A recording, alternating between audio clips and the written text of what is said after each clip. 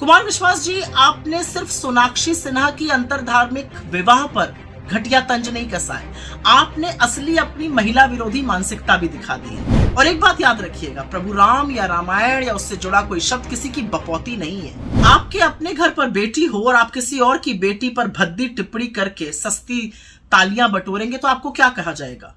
यही लगेगा कि सस्ती लोकप्रियता के लिए आप किस लेवल तक गिर सकते हैं। और यही कुछ ऐसा किया है आपने, कुमार विश्वास जी।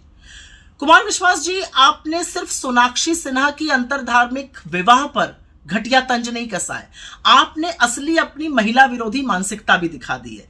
आप ही के शब्दों को आपके सामने बोलती हूं। आपने कहा ना, वरना कोई आपके घर की श्री लक्ष्मी को उठा ले जाएगा। ये उठा ले जाने का क्या तात्पर्य होता है? क्या लड़की कोई सामान है, कोई वस्तु है, टेबल पर रखा हुआ गुलदस्ता है जिसको कोई उठा ले जाएगा?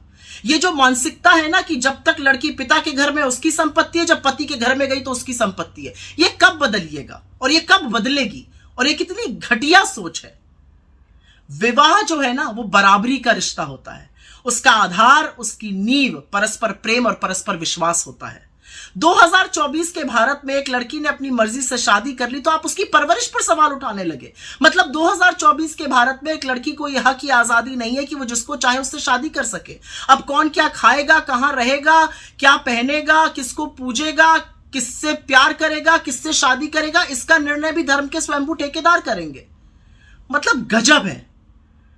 और एक चीज मुझे बड़ी अजीब लगती है, मेरा अपना मानना है कि परवरिश का सवाल तो तब भी नहीं उठना चाहिए अगर किसी के बाउंसर एक संभ्रांत डॉक्टर को पीट दे, क्योंकि ये परवरिश की कमी नहीं है, ये उस व्यक्ति की कमी है जिसका स्टाफ उसके सामने ऐसी हिमाकत करता है। खैर, आपके सर्टिफिकेट की मुझे तो नहीं लगता कि शत्रुघ्न सिन्हा जी को या सोनाक्षी, उनकी जो बड़ी कामयाब बेटी है, उसको कोई जरूरत है। लेकिन 17 साल अपनी उम्र से छोटी लड़की पर इस तरह का तंज कसकर आपने अपनी छोटी मानसिकता दिखा दी। और एक बात याद रखिएगा, प्रभु राम या रामायण या उससे जुड़ा कोई शब्द किसी की बपौती नहीं है।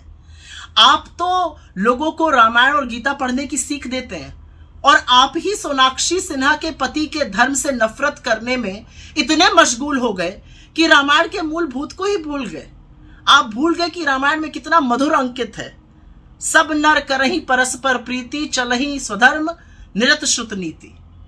अगर आप रामायण का वाकई में अध्ययन करते तो प्रेम को जरूर समझते, आपसी सौहार्द को जरूर समझते, इस तरह की नफरती बात नहीं करते। खैर, आपके अंदर राम कथा वाचक बनने की बहुत लालसा है और होनी भी चाहिए, कोई गलत बात नहीं है इसमें। लेकिन काश आपके अंदर प्रभु राम की रत्ती भर भी मर्यादा और रत्ती भर भी शालीनता होती। आपको कुछ क्षण के लिए थोड़ी सस्ती लोकप्रियता तो जरूर मिली, लेकिन आपका कद जमीन में और धंस गया। और मैं आशा करती हूं कि आपको एहसास होगा आपने गलत किया। आप एक पिता से और उसकी बेटी से माफी मांगिएगा।